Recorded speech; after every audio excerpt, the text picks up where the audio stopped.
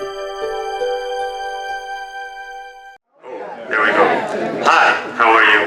Nice meeting you. I was planning on starting by telling something about me, but it's already done. And first of all, you have to excuse my English is a bit rusty, so feel free if I made a mistake. Better than our Spanish. That's what everybody tells me. But okay, yeah. So I would love to start by telling something about me. So yes, I am Matteo Volpi. I am a geographer. And some people don't know what geography really is, and no, I don't know every capital of all the countries of the world. But geography is also a social science, and geography studies the relationship of humans with space, or with the geographical space. In around 2012, I saw a movie called Into the Wild. And it's this movie of this guy that leaves everything and goes to the wild in a bus in the middle of Alaska. And in his way up there, there's a section of the movie, and he's walking on something called the Pacific Crest Trail. So I was 12 years old. I Googled it, and I was like, whoa, it's amazing. You can hike from Mexico to Canada. And I was 12 years old, and I decided I want to do that. So, how many years later? 11 years later, I decided to embrace the trip, and I went to the US, and I started hiking. And I hiked around 1,000 miles. So you do miles, 1,000 miles, approximately. So it was not the entire trail, because the entire trail is like 2,600 miles, but it was a section of it. And I fell in love with hiking, and I really want to build something like this in Mexico. So I came back, and I was wondering if somebody had worked on this before, and I found out Senderos de Mexico. It's a non-profit association that some of you probably know, and it was founded in 2014 in Guadalajara. And they, or now we, because I'm part of it, we work building trails and maintaining them with the communities, with the local communities that are surrounded by those trails. What does Senderos de Mexico do? Who we are? We are a non-profit organization founded in 2014, dedicated to advising community development and the conservation of natural ecosystem through the promotion of hiking as a tool for connection, education, and protection of the land. And we do it in 3 steps. One is promote hiking, building infrastructure, physical and digital. I'm going to talk about our website in a bit, so people can walk. Another one is our how to say, like the phrase of the association, which is walk to conserve. When the landscape becomes the reason for the walk, it also becomes something worth protecting. So the idea is to bring people to the natural spaces so they can know these spaces and therefore fight for them. And another thing is to empower communities. We need to work with the local communities. It's the only way that trails can exist. So we work alongside these communities to create opportunities and sustainable livelihoods. What do we do? Our model is simple. When people walk, people care. Throughout science, maintenance, and training of local guides, we turn hiking into tourism that protects the landscape, strengthens communities. My English is rusty, you need to have patience with me. So what do we do it? We've been working lately in 3 main projects. One is El Sendero de Mascota, or the Trail of Mascota. We started working on it since the beginning of last year, and it's a long distance trail of 70 kilometers approximately that parts from Mascota. Do you know Mascota? Yeah. So it's this pueblo mágico in western Jalisco, and the trail goes all the way to Puerto Vallarta, to the sea, to the beach. And yeah, that is one project. Another one is San Pedro Itzican. It's a community, an indigenous community here near Chapala as well. And there's a trail network of 5 trails there. And we've been working with the local communities as well to try to train them how to receive people and take them to the trails. And of course, the Chapala Trail Network, which some of you, I assume, have hiked in the past. I want to talk a little bit about the Sendero de Mascota because I started the project and I've been working on it since last year. It's been, it's been, I've learned a lot of new things. I started by entering to the sierra, to the cerro, to the mountains, without knowing anything and without, I've never hiked in those places before. So I've heard there was this guy called Felipe in the middle of the sierras, and he lived in this ranch in the middle of nowhere. So somebody told me about this Felipe, so okay. I went to Mascota and, hey, do you know where to go to this place? No, I don't know. Okay, so I need to ask another person, and so on, so on. And I started hiking 30 kilometers in the middle of pine trees, in the middle of oak trees, of beautiful streams. And suddenly I hiked through this section that a lot of pine trees were logged. Logged is the word? Logged down? Just logged? Perfect. I'm gonna write it down to improve my English. And I started wondering, oh, what happened here? But I was too tired to think about it too much. So I kept going and trying to find this Felipe. And suddenly I encounter this beautiful ranch. And hey, are you Felipe? Yeah, that's me. Oh, wonderful. I've been looking for you all day, and they told me you lived here, and it's wonderful to connect. And he was the most friendly person I've met.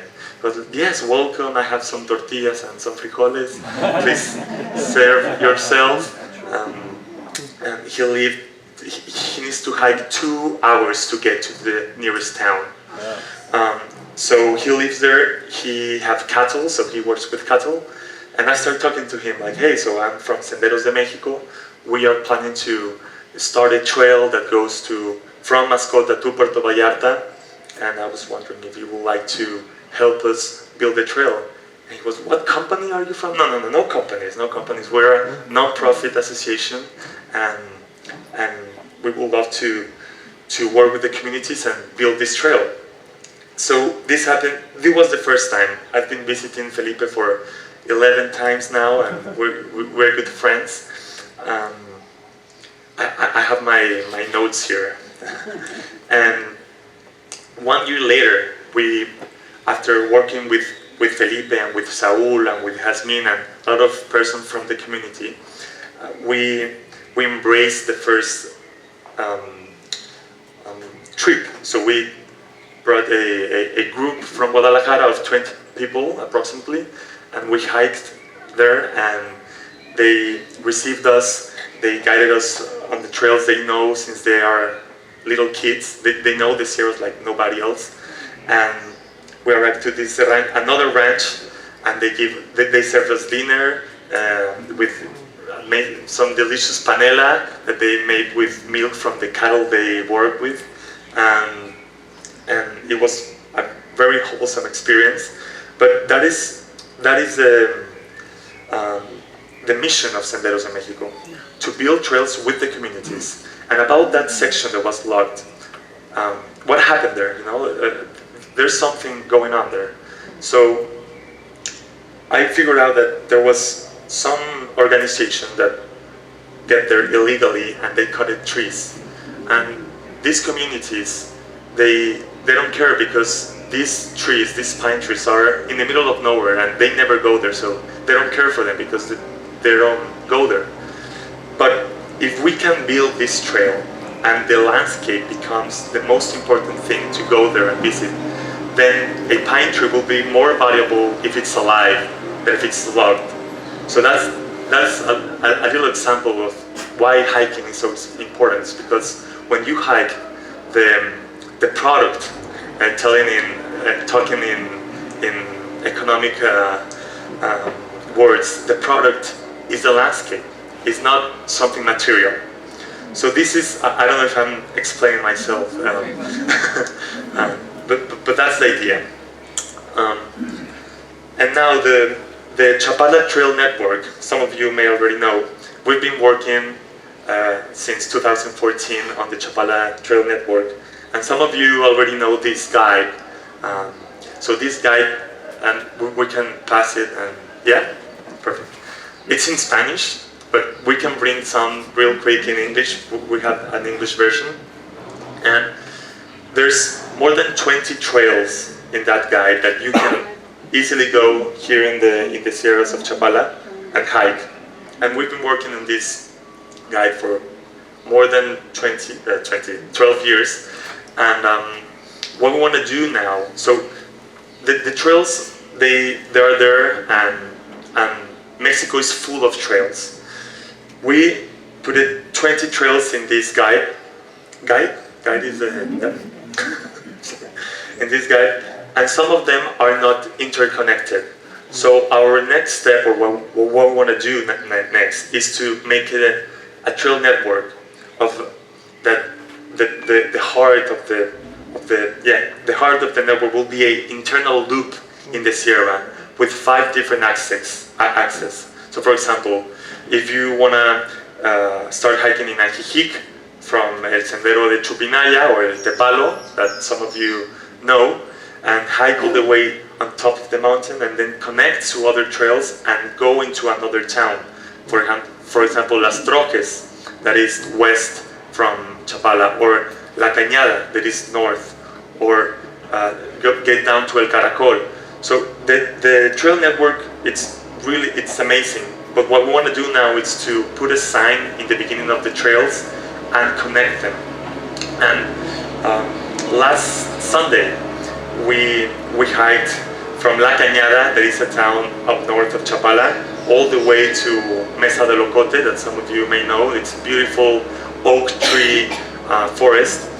And on our way back, I started asking for some people with the local that, hey, we want to put some signs here to whom we should talk to. And I think the name was René. Oh, try to find René. So again, we needed to ask a lot of people and try to find René. René was also working with his cattle in the middle of some ranch. And good morning, hola, how are you? Please come in. You want some tortillas? No, we're good, thank you.